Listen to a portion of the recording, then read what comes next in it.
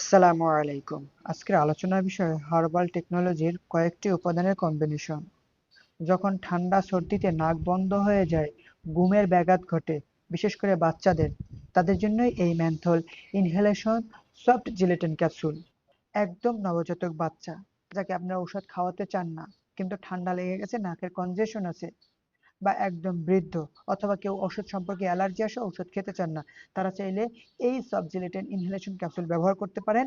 খাওয়া ছাড়াই ন্যাচারাল উপায় আপনার নাকের কনজেশন দূর করে দিবে। এটি দুইভাবে ব্যবহার করা যায়, রুমাল অথবা কাপড়ের সাথে, অথবা কুসুম গরম পানির সাথে। প্রথমে বলছি ক্যাপসুলটি কিভাবে রুমাল বা কাপড়ে ব্যবহার করবেন। ক্যাপসুলটির মাথা কেটে চাপ দিয়ে উপাদানগুলো বের করে রুমালে লাগান।